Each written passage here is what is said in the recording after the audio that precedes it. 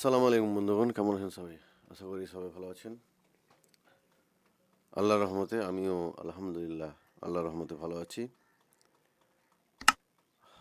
আলোচনা হচ্ছিল কোরআনের পবিত্র আল কোরআনের সূরা আল মুলক এর 1 থেকে 3 নম্বর আলোচনা ইতিপূর্বে হয়েছিল। আল্লাহ তাআলা আমাদের এই পৃথিবীতে পাঠিয়েছেন শুধু খেলতামাশার জন্য না, শুধু ঘুরে বেড়ার জন্য না, শুধু একে অপরের হক মেরে খাওয়ার জন্য না। আল্লাহ তাআলা এক উদ্দেশ্য দিয়ে আমাদের এই পৃথিবীটা পাঠিয়েছেন। সেই উদ্দেশ্য হচ্ছে আমরা আল্লাহ তাআলার সন্তুষ্টির জন্য এই পৃথিবীতে কাজ করব। যে বিধানগুলো, যে কাজগুলো আল্লাহ তাআলা আমাদের দিয়েছেন সেগুলি করব আল্লাহর দেওয়া নির্দেশ মতো। আর আল্লাহর দেওয়া সেই নির্দেশ হচ্ছে আল কোরআন। তো আমরা আল কোরআন মেনে আমরা আমাদের জীবনটাকে পরিচালনা করব, তাহলে আমাদের এই জীবন সফল হবে ইনশাআল্লাহ। তো ইতিপূর্বে 1 থেকে 3 নম্বর আলোচনা হয়ে গিয়েছে, চাইলে আপনারা সেই ভিডিওটা দেখতে পারেন আমার চ্যানেলের লিঙ্কে। তার ভিডিওর পুরো ডিটেলস দেওয়া আছে, আপনাদের খুঁজতে অসুবিধা হবে না। তো চলুন 4 নম্বর আয়াতে আল্লাহ তাআলা কি বলছেন, সূরা আল মুলক, যার অর্থ হচ্ছে সার্বভৌম কর্তৃত্ব বা একছত্র অধিকার, একছত্র কর্তৃত্ব তারই। তিনি হচ্ছেন আল্লাহ, তার ওপরে আর কেউই নাই। তিনি একক, তিনি অদ্বিতীয়, তিনি হচ্ছে আমাদের আল্লাহ, যে আমাদের পৃথিবীতে সব চাইতে বেশি আমাদের ভালোবাসেন। আমরা হচ্ছি আল্লাহ তাআলার শ্রেষ্ঠ আশরাফুল মখলুকাত। তো 4 নম্বর আয়াতে আল্লাহ তাআলা কি বলছেন, আউযুবিল্লাহি মিনাশ শাইতানির রাজিম, বিসমিল্লাহির রহমানির রহিম। পরম করুণাময় অসীম দয়ালু আল্লাহর নামে শুরু করছি। সুম্মার জিইল বাশারা, সুম্মার জিইল বাশারা কাররা তাইনে ইয়ানকালিব এলাইকাল বাশারু খাসিয়াও ওয়া হুয়া হাসিরুন। অতঃপর তুমি দৃষ্টি ফিরাও একের পর এক, সেই দৃষ্টি অবনমিত ও ক্লান্ত হয়ে তোমার দিকে ফিরে আসবে। তাফসীরগণকে বলছেন যে এখানে আবার তাকিদ করার উদ্দেশ্য হলো নিজের মহাশক্তি এবং একাত্মকে আরও বেশি স্পষ্ট করা। আল্লাহ তাআলার এই যে আল্লাহ তাআলা সৃষ্টি করেছেন এই সমস্ত কিছু, এই পৃথিবী, এই চন্দ্র সূর্য, তো আল্লাহ তাআলা সেদিকে লক্ষ্য করতে বলছেন, সেদিকে আপনাকে গবেষণা করার জন্য বলছেন, সেগুলো আপনাকে বিশ্লেষণ করা বলছেন যে কীভাবে এটা সৃষ্টি হতে পারে। আপনি যদি সেখানে এক নাগাড়ে তাকিয়ে থাকেন, যদি আপনি সেখানে রিসার্চ করেন, তাহলে আপনার দৃষ্টি আপনার কাছেই ফিরে আসবে। আপনি কি করবেন, আপনার আপনার এই দৃষ্টিটা আপনার অবনমত হয়ে যাবে আল্লাহর এই সৃষ্টি দেখে। আল্লাহর এই সৃষ্টির কাছে আপনি মাথা নত করতে বাধ্য হয়ে যাবেন। এই হচ্ছে আমাদের আল্লাহ, যিনি প্রত্যেকটা জিনিস নিখুঁতভাবে সৃষ্টি করেছেন। এরপরে 5 নম্বর আয়াতে আল্লাহ তাআলা বলছেন, ওয়ালাকাদ যায়্যান্না সামাআ জুনইয়া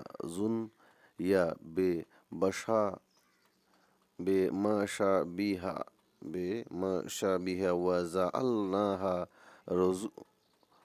রুজুমাল লিসায়াতিনে ওয়া আতাদনা লাহুম আযাবাস সাঈর। আমি নিকটবর্তী আসমানকে প্রদীপপুঞ্জ দ্বারা সুশোভিত করেছি এবং সেগুলোকে শয়তানদের প্রতি নিক্ষেপের বস্তু বানিয়েছি, আর তাদের জন্য প্রস্তুত করে রেখেছি জ্বলন্ত আগুনের আযাব। আল্লাহ তাআলা বলছেন, এই যে আমরা আসমান দেখতে পাচ্ছি, এগুলোকে আল্লাহ তাআলা কতগুলো তারা, যে প্রদীপ এখানে উল্লেখ করা হয়েছে, তো অ্যাকচুয়ালি তারার কথা আল্লাহ, নক্ষত্রের কথা আল্লাহ তাআলা এখানে বলছেন।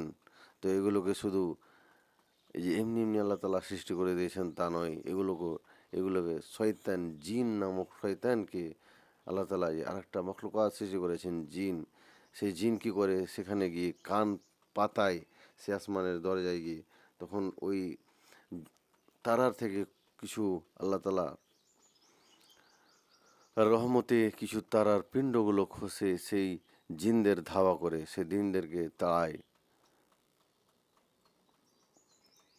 এগুলো হচ্ছে আল্লাহ তালার সৃষ্টির মধ্যে, এবং তাদের জন্য প্রস্তুত রেখেছেন জ্বলন্ত অগ্নির শাস্তি। হ্যাঁ, অবশ্যই যারা আল্লাহ তালা নাফরমানি হবে, আল্লাহ তালার অবাধ্য হবেন, তাদের জন্য অবশ্যই আল্লাহ তালা কী করে রেখেছেন জ্বলন্ত অগ্নির শাস্তি। আল্লাহ তালা জ্বলন্ত জাহান্নামের আগুন আল্লাহ তালা সৃষ্টি করেছেন। তাফসীর অনেকে বলছেন এখানে নক্ষত্র সৃষ্টির দুটি উদ্দেশ্য বর্ণনা করা হয়েছে। প্রথমত আসমানের সৌন্দর্য বর্ধন। দুটি আল্লাহ তালা নক্ষত্র কেন সৃষ্টি করেছেন? তো তাফসীরগণ বলছেন দুটি উদ্দেশ্য হচ্ছে, একটা হলো আসমানের সৌন্দর্য বর্ধন, কেননা তা প্রদীপের মতো দীপ্তমান সুন্দর দেখায়। যেভাবে দেখবেন হিন্দু ভাইদের দেখবেন তারা দীপাবলি যখন হয় তখন প্রদীপ জ্বালায়, কেন? তা সৌন্দর্য বর্ধন করার জন্য, তাদের দেবতাদের খুশি করার জন্য, একটা ভালো ভাব নিয়ে আসার জন্য। এভাবে কি করে হিন্দু ভাইরা প্রদীপ জ্বালায়, যা মানে নিজের ঘর এলাকাটাকে চকচকে সুন্দর দেখানোর জন্য। তো ভাবেন তো আমাদের যারা সৃষ্টি করেছে সবাই কি, যত পৃথিবীতে মানুষ আছে সবাইকে আল্লাহ তালা সৃষ্টি করেছেন, আর প্রত্যেকটা জিনিস আল্লাহ তালা এমনভাবে সৃষ্টি করেছেন যাতে মানুষ সেখান থেকে উপকার পায়। আর তিনি এমনিভাবে এমনি এমনি সৃষ্টি করে দেননি, প্রত্যেকটা জিনিস এমনভাবে সৃষ্টি করেছেন যাতে মানুষ সেটা দেখে আনন্দ উপভোগ করতে পারে বা খুশি হয়, আনন্দ পায়। এই জন্য আল্লাহ তালা এই প্রথম আসমানের নিচে এতগুলো নক্ষত্র আল্লাহ তালা সাজিয়ে রেখেছেন। শুধু এমনি এমনি নয়, সৌন্দর্য বর্ধন করেছেন এগুলো দিয়ে, কেননা তা প্রদীপের মতো দীপ্তমান সুন্দর দেখা যায়। দ্বিতীয়ত, শয়তান দল যখন আসমানের দিকে যাওয়ার চেষ্টা করে তখন একে উল্কা রূপে তাদের উপর নিক্ষেপ করা হয়। যখন শয়তান, যে একটু আগে বললাম, শয়তান যখন আসমানে আল্লাহ তালার গায়েবী, আল্লাহ তালার ভবিষ্যৎ কি হতে যাচ্ছে বা কি এই পৃথিবীতে হবে, আল্লাহ তালা ফেরেশতাকে নির্দেশ দেন, তখন সে কথাগুলো গিয়ে শয়তান শোনে।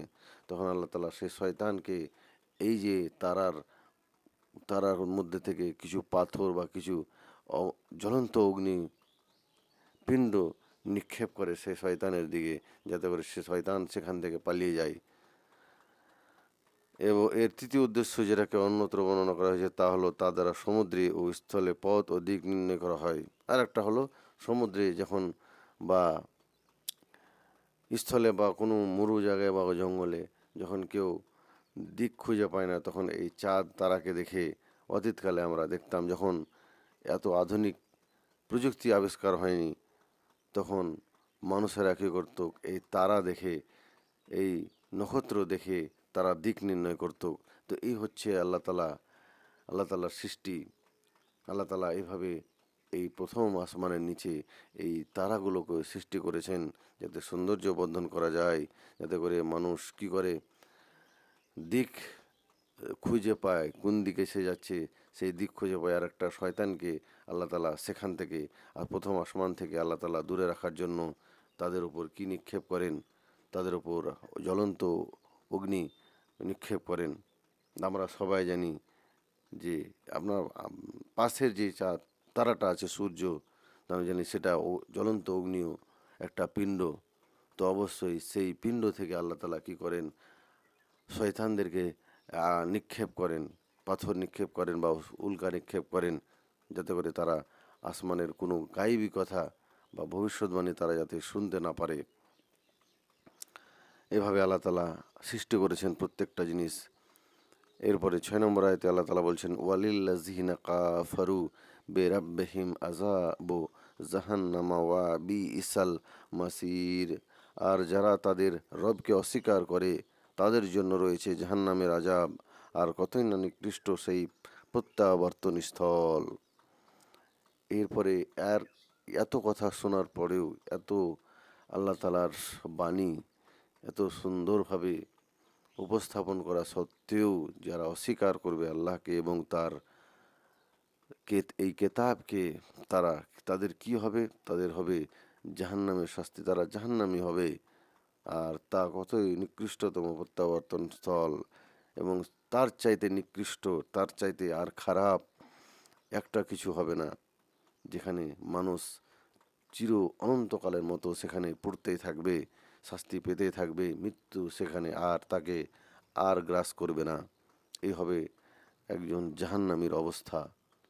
তো আল্লাহ তালা এখানে সাবধান করছেন যাতে করে আমরা এই এই যে আল্লাহ তালা আমাদের কোরআন দিয়েছেন, এই কোরআন মাফিক আমরা জীবনযাপন করি, এই কোরআন মাফিক আমাদের জীবনটাকে, দৈনিক জীবনটাকে পরিচালনা করি।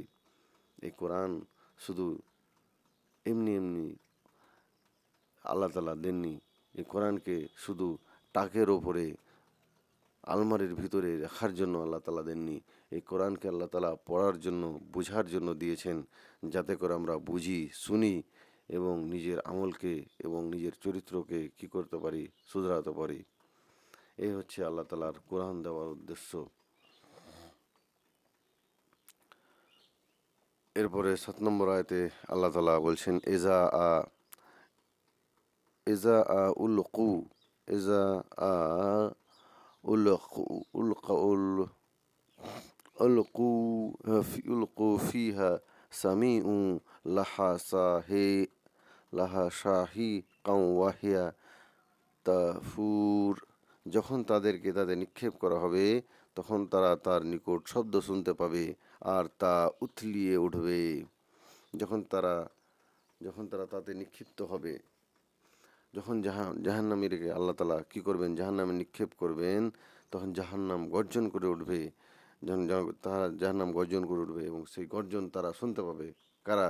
সেই জাহান্নামীরা শুনতে পাবে আর তা উদ্দোলিত হবে। সাহিক সেই শব্দকে বলা হয় যা গাধার মুখ থেকে সর্বপ্রথম বের হয়। এটা বড়ই বিদঘুটে আওয়াজ। কিয়ামতের দিন জাহান্নামও গাধার মতো চিৎকার করবে এবং আগুনের উপর রাখা ফুটন্ত হাঁড়ির মতো উদ্দোলিত হতে থাকবে। যেভাবে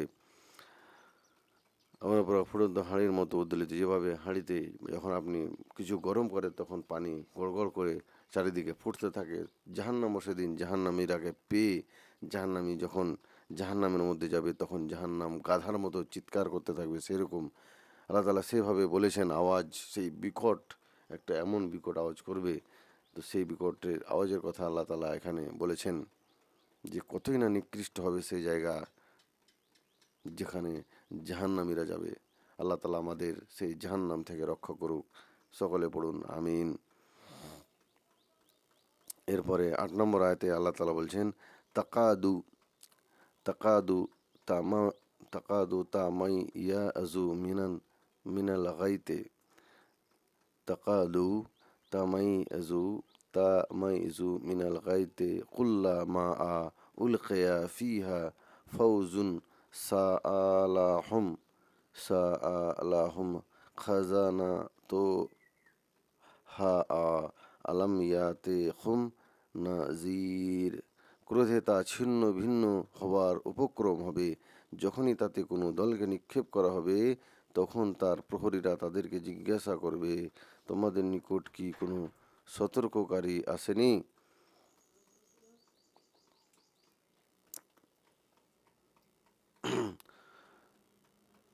তারপরে যখন জাহান্নামীরাকে জাহান্নামে নিক্ষিপ্ত করা হবে, তখন রোষে জাহান্নাম যেন ফেটে পড়বে। যখনই তাতে কোনো দলকে নিক্ষেপ করা হবে, তখনই তাদেরকে তার রক্ষীরা জিজ্ঞাসা করবে, তোমাদের নিকট কি কোনো সতর্ককারী আসেনি? যখন জাহান্নামীদেরকে জাহান্নামে নিক্ষেপ করা হবে, তখন জাহান্নামের যারা প্রহরী হবে, যারা পাহারাদার হবে, তারা বলবে, তোমাদের কাছে কোনো সতর্ককারী বা কোনো এমন ব্যক্তি আসেনি যারা তোমাকে এর ব্যাপারে, এই জাহান্নামের ব্যাপারে সতর্ক করেছে? তোমাদের কেউ আসেনি? তাফসীরগণ বলছেন, ক্রোধে ও রাগে তার একাংশ অন্যাংশ থেকে বিচ্ছিন্ন হয়ে যাবে। এই জাহান্নাম কাফেরদেরকে দেখে বড় ক্রোধান্বিত হওয়ায় এই অনুভূতি মহান আল্লাহ তার মধ্যে সৃষ্টি করে দেবেন। আর এ কাজ তার জন্য কঠিন নয়, যার কারণে তোমাদেরকে আজ জাহান্নামের স্বাদ গ্রহণ করতে হলো। তো এইভাবে আল্লাহ তালা কী করবেন, সেই পাপী বান্দাদের জাহান্নামে নিক্ষিপ্ত করবেন। আর সেই জাহান্নামের ফেরেশতা বলবেন, তোমাদেরকে কাছে কোনো এমন ব্যক্তি আসেনি যে তোমাদেরকে জাহান্নাম সম্পর্কে, এই আযাব সম্পর্কে বলেছিল? তারা বলবে, হ্যাঁ বলেছিল। সবাই সব কিছু জেনে শুনে আমরা এই খারাপ কাজ করতাম পৃথিবীতে, তো আমরা যাতে সেই কাজগুলি না করি, যাতে করে আমরা সেই জাহান্নামের মধ্যে পতিত না হয়। আর জাহান্নামের সেই ফেরেশতাগুলো আমাদের যাতে সেরকমভাবে জিজ্ঞাসা না করতে পারে, আমরা সেভাবে কাজ করব যাতে আমরা জাহান্নাম থেকে বাঁচে যাব। তা আল্লাহ আমাদের বোঝার এবং আমল করার তৌফিক দিক। তো যাই হোক, ভিডিওটা ভালো লাগলে অবশ্যই বন্ধুদের সাথে শেয়ার করবেন, এবং ফেসবুকে দেখে থাকলে চ্যানেলটাকে ফলো করবেন, এবং ইউটিউবে দেখে থাকলে চ্যানেলটাকে সাবস্ক্রাইব করে ঘন্টাটা দেবে রাখবেন। এরকম আরও অনেক জ্ঞানের এবং কোরআনের আলোচনা সবার প্রথম পাওয়ার জন্য। আসসালামু আলাইকুম রহমতুল্লাহি ওয়া বারাকাতুহু।